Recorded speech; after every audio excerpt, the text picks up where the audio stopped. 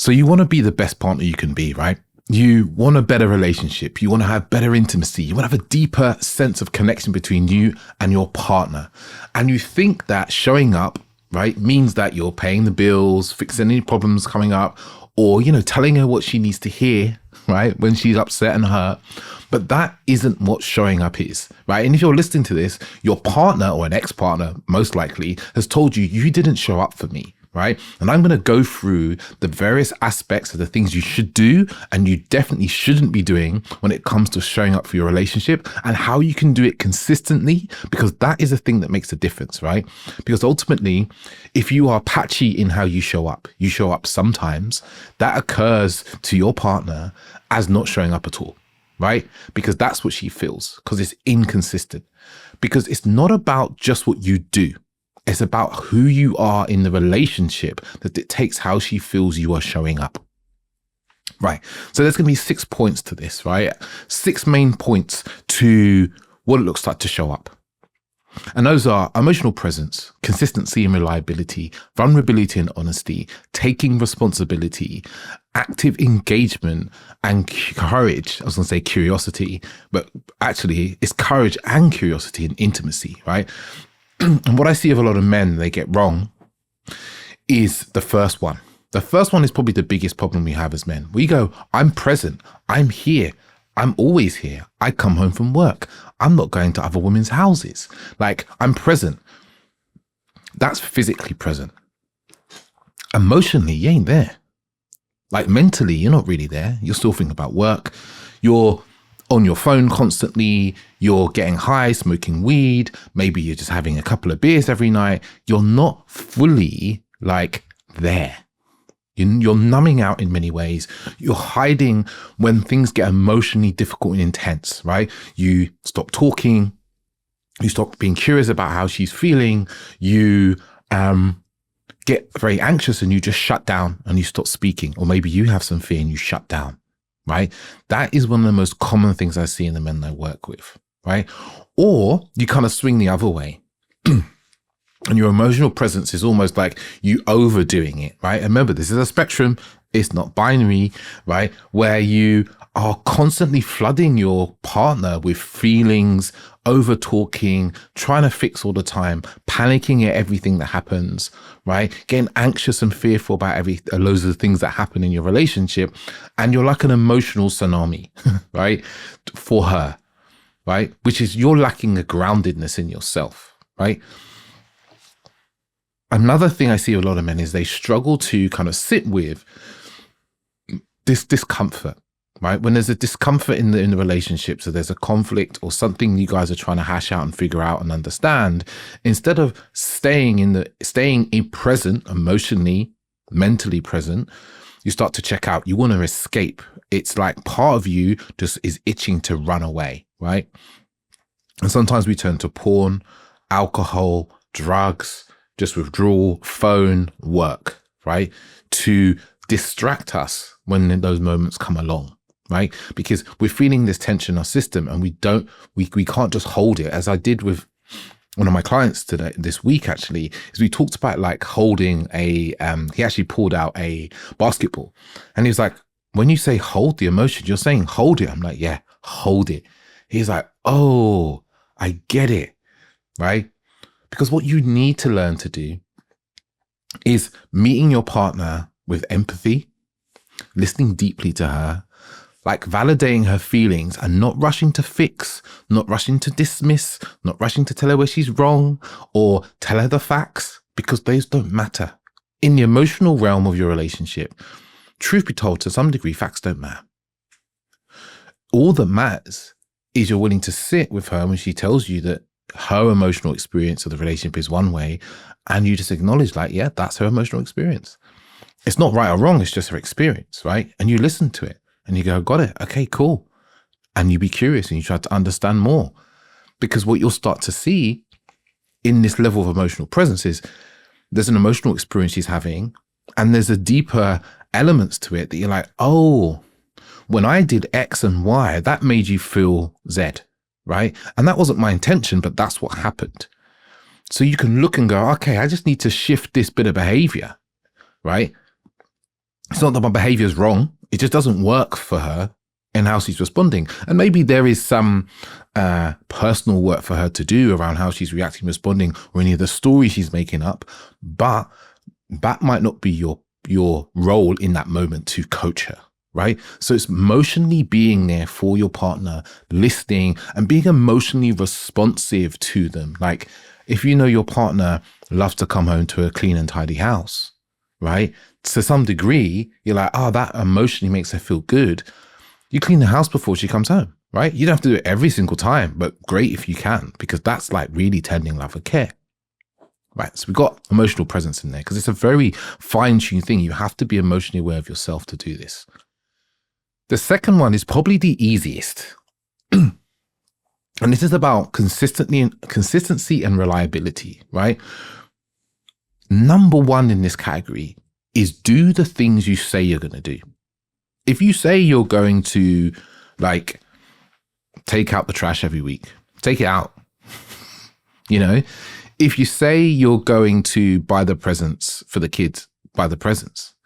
Because what happens when you don't do it, you become unreliable. You become untrustworthy, to be honest, right? And this is where a lot of men end up in relationship with their wives, their partners, treat them like children. Because you are like having a, 5-8-year-old where you say to the 5-year-old, hey, can you go into the other room and get this thing? And they're like, sure. And then they go in the room and then they're standing there and they're like, why did I walk in this room? Or you ask them to bring something back from school and they forget. And if you're forgetting all the time, right, you're not reliable, you're not trustworthy, right? Because we think of trustworthy as like, oh, trustworthy, I'm not going to cheat on my partner. That's one aspect of trustworthiness. But trustworthiness is also like, can I trust you to do the things you say you're going to do, right?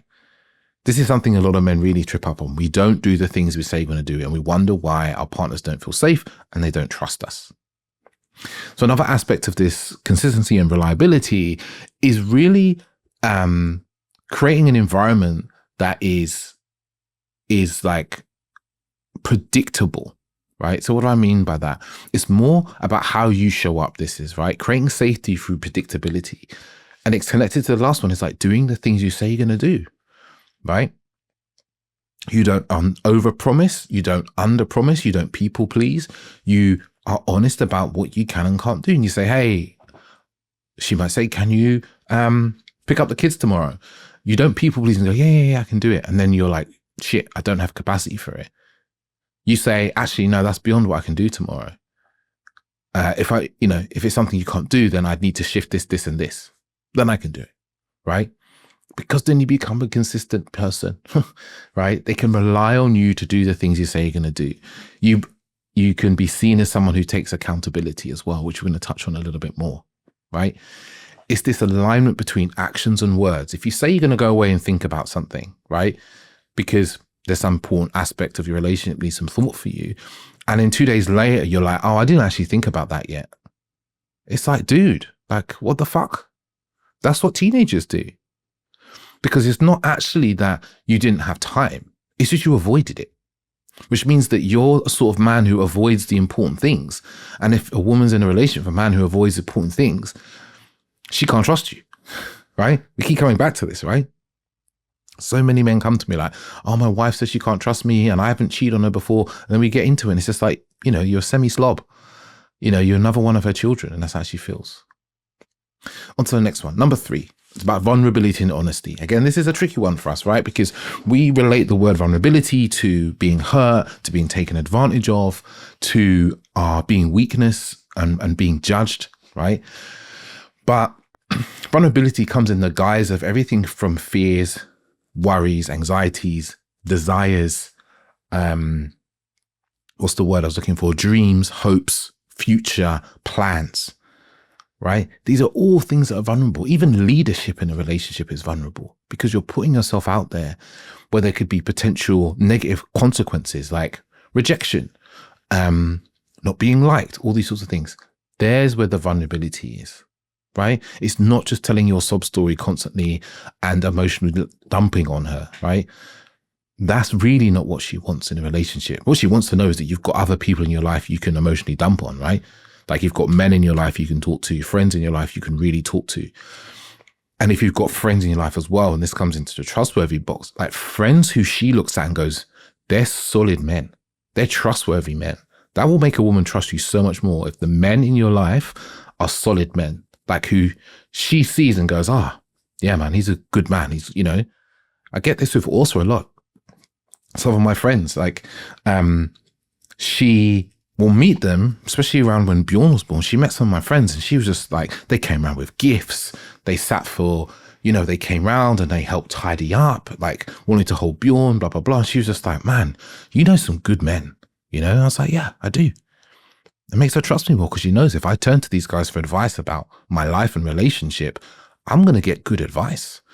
They're not just these waste man, as we say in the UK, right? Who are going from woman to woman, have got children here, there and everywhere and struggling, like dropping from job to job. They're solid guys that make you more trustworthy. And that was a bit of a tangent. But coming back to vulnerability and honesty is you're willing to say the truth even when it's difficult for you to say, even when it could lead to conflict, even when it could lead to disagreement, right? And you have the dexterity to say it well. And saying it well isn't as important as actually being honest. Too many men will avoid honesty and clarity, right? And transparency to avoid conflict and uncomfortability. I don't want to tell the truth because, she's going to get upset, right? And here's the thing. Sometimes our truth, our first truth, our reactionary truth isn't really the truth of who we are, right? And this is something that I probably unpack at another. Sometimes the initial thing we think, say, it's a bit like road rage, right? Someone cuts you off in the street when you're driving, and the first thing could be rage and anger, and you want to like drive up the back of them, hit them and blah, blah, blah. That's like your ego being reacted, right? Your ego's reacting to like someone who has put you under quote unquote threat, and your anger that's already sitting inside you, unprocessed anger, is coming out. Now, if I gave you 10 minutes, you'd be like, oh yeah, that's not really who I want to be, actually. So one of the things of our honesty is also for a level of discernment and going, okay, she said this thing to me and I want to get defensive and counterattack, is to pause and go, actually, that's not really the part of me that's responding. There is the part of me that's a little boy and used to get criticized by his parents and always felt like he's not good enough. But when I allow that part of me to like be compassionate to that part of me, what I see is this self, this higher self, or this more integrated self actually understands a point and wants to understand more. Do you see what I mean? Right? And inside of honesty is also transparency and clarity, right? Like speaking in a way that's clear, not speaking in riddles or being confusing or not being able to like say what's going on for you, right? This is something that's really important inside a relationship. Number 4, responsibility. And this one is really important because you're going to fuck up. I fuck up all the time. I mess stuff up all the time. Yeah, I forget things. I don't do the things I say I'm going to do. And then when it's brought to my attention, or I notice myself, one of those two things, either I notice myself or it's brought to my attention, I'm like, hey, I realized that I forgot to take out the trash yesterday. I'm really sorry. And I'm going to make sure I remember to do that. I'll do that today or blah, blah, blah, blah, blah. Right? I take responsibility. I don't go, oh, it's not my fault. I thought you were going to do it. Or I don't start deflecting or minimizing. Oh, it's not a big deal. You know, maybe I can be a bit playful. That's part of my like communication style in my relationship. You know, I'd be like, oh, I thought I did it. I'm sure I did it. I reckon you put some more trash in there or some rubbish in the bin, right? But I also know what I did and didn't do. And taking responsibility is important because one of the things we do so often as men is we fuck up and we make mistakes, but we become defensive. We want to blame someone else, like, oh, that's because the weather was bad. I didn't do it because of this. It's like, no, you just didn't do it. You didn't want to. Sometimes it's like, I didn't want to go out in the rain. I didn't want to, but you know what? You're right. I should have done it. And I'm sorry. You know, those words, those apologies, it doesn't make you it doesn't mean what your mind is telling you it means underneath, right? Another way we can take responsibility is we can take responsibility for the culture of the relationship, right? What do I mean by culture of relationship? You know, when you have a company culture, it's like how people talk to each other, how you engage with the world, how you deal with conflict, you know, how you deal with disagreement, how you deal with initiation of sex, all these things. That's part of the culture. It's a thing you almost can't touch, right? It's like when you're in a good company and you have a good culture, you know what it feels like. And that's something you can take responsibility for. You know, you can take responsibility for the culture of the relationship. Like, okay, this is how we are not going to talk to each other. This is the vision that we have for the relationship, right? You know, we're going to be deeply connected. We're going to be a power couple with beautiful businesses and, you know, or, you know, that sort of thing. And when you take responsibility, it's not, not a demand on your partner, and it's not you dominating her, right? Your leadership is always an invitation. Like, hey, this is the vision I have for both of us. How does this feel for you? How does this sound to you? She might be like, I like 80% of it. I don't like this. Great. Then you can have a conversation about it. But that's something you can take responsibility for, right? And another thing you take responsibility for, because there's a lot to take responsibility for, is your own wounds, patterns, and triggers, right? And the unconscious ways in which you project onto your partner. Right? So your childhood wounds, right? Your attachment style, your attachment stances, how your attachment stance causes you to react and respond. That's your responsibility. And this is where the projection piece comes in as well, because if your projection on her is like, you know, I'm avoidant. So my projection on my partner is often like, my God, she's so needy and she's so demanding of affection all the time. That's just my projection. But that's my attachment through my attachment lens. And I have to be responsible for that in my own mind. Because if I keep running that story in my mind, I project onto her that she is a shitty partner and I don't want to be with her. And that's my responsibility. And if I can keep doing that, I'm not being responsible, right? And then I'm not showing up my relationship, because that means I'm going to start reacting and responding to her in ways that she's bad and wrong for wanting a hug every day, like wanting to have sex regularly, wanting to kiss and touch and hold hands, because I start getting into my head that those things are unnecessary when really they're just perfectly normal desires of care and affection. And then the last one inside of responsibility is taking responsibility for when you mess up. Really simple. I didn't do something. I know I touched on this before, but it's like just being like, hey, bringing it. Maybe she doesn't even know you messed up this thing. You know, hey, babe, this is an honest thing that happened. I had a bunch of letters on the floor. I haven't opened them. And now the parking tickets are 3 times what they were, right? I've paid them all out of my own pocket. I'm sorry about that. In the future, what I'm going to do is open my letters much faster. Done. You become a trustworthy man because you know you can be relied upon to take responsibility for when you messed up. Most men don't have this capacity. They just want to have slopey shoulders, as we say. Yeah. Number 5 now, active engagement. This is being a co-creator and a co-leader of your relationship. I touched on this inside of the taking responsibility. This is initiating conversations that need to happen, right? Important conversations of relationship. You're actively engaged in the relationship. You're not a passenger. You're not waiting for her to come to you and be like, you know, there's an important conversation in the relationship. Like maybe you guys have been together for a while, and it's about you guys having kids or moving in together or something like that. And instead of stepping forward and having that conversation, you're just waiting for her to have the conversation with you so you can respond. That's being a passive passenger. And this is not part of showing up a relationship. Part of this like masculine gift we have of awareness, and obviously it's not just men that have awareness, but you can use this to be like, scan the relationship. Like, okay, we've been together for 3 or 4 years. Oh, moving in together might feel like something we should do. Hey, babe, I think we should have a conversation about moving in together. It might even be like, oh, it's not something I want to do for 6 months because of X, Y, and Z. But you bring the conversation, even though you feel panicked and you may not be 100% sure about where you want the conversation to go. You might just be like, this are my thoughts and feelings about it right now, right? Otherwise, when you don't do this, you start to become a child. You start to become a teenager that she needs to look after. It's also about bringing in conversations about boundaries and needs. So this is to do with the culture of the relationship. You know, you might notice, for example, like we haven't been on holiday for a while. Or you might notice that actually, we haven't been managing our finances very well. I'm going to take on responsibility, number 4, but you actively engage in the conversation about doing it, right? This is something that we don't do. No one teaches us how to do these things, right? The key here is being a co-leader. And to be a co-leader, you have to be a self-leader. You must be able to lead yourself, right? And you must be able to be a leader in your own right, in your relationship.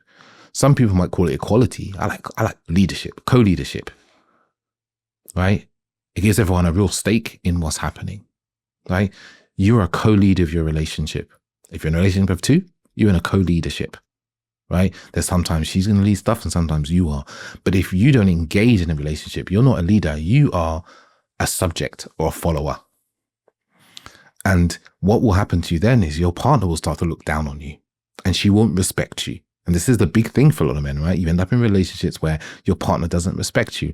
And it's because of your lack of engagement, your lack of opening up, your lack of ability to emotionally engage, to be emotionally present, to even contribute to the relationship, right? Because you're not making an effort, because maybe you're so stuck in your fear and worry that you don't take any action and you haven't done any work to move out of your fear and worry. You just stay in it. Again, it's your responsibility to do your work. Number 6, and this is the last point, courage. And what was the thing I said before at the beginning is courage and curiosity and intimacy. And let me say curiosity because I was never going to say curiosity, but it is important for you to show up in a relationship and intimacy with curiosity, because too often when it comes to sexual intimacy, right, we think we know what we're doing. We think we know what our partner wants. Now you can actively engage in a relationship by being like, hey, baby, you know, we've been together for 4 or 5 years and, you know, maybe the sex has been very similar. You might just say, like, what have you found over those 4 or 5 years sexually that's changed for you, that in terms of what you like, what you enjoy? Is there anything that kind of comes up for you? You've engaged in a conversation about sexual intimacy, right, from a point of curiosity, not from a point of like, I know you like this, this, and this. You're asking the questions. You're being curious about her experience. And then, to be honest, that takes courage, right? Another aspect of courage in intimacy is leaning in the moments where you feel like you have a habit of leaning out. So that might be, instead of opening up and connecting, you withdraw to your office and work. And I put my hands up. That's something I do sometimes. I have to really watch that, right? Choosing to be close, even in the moments where your avoidance or your feeling is to pull yourself away. And there's another side of this, which is around courage and intimacy, is to hold yourself steady when your habit is grasping, you know, which is just like always wanting reassurance, always needing someone to tell you you're okay, like always wanting to be close, and learning to like be grounded, right? And there's that middle place, right? Because there's 2 extremes and we're on a spectrum, because there's some moments in a relationship, every relationship needs, I'm going to say this first, needs autonomy and it needs closeness. And there must be some toggling between the 2. If we're over here in closeness all the time, we're in a codependent relationship. And if we're over here on autonomy, we don't have a relationship. We have to have 2 human beings that happen to say they're together, but probably not really, right? So you need to learn to be able to toggle between these. Like, we're going to go and spend an evening apart tonight because she's going out with her girls. I'm going out with my boys. No problem. We get home. We get into bed together. We have a long hold, kiss, snuggle. You know, it's this stretching and moving, this fluidity that makes a good relationship. And then another aspect of this courage in intimacy is about emotional courage.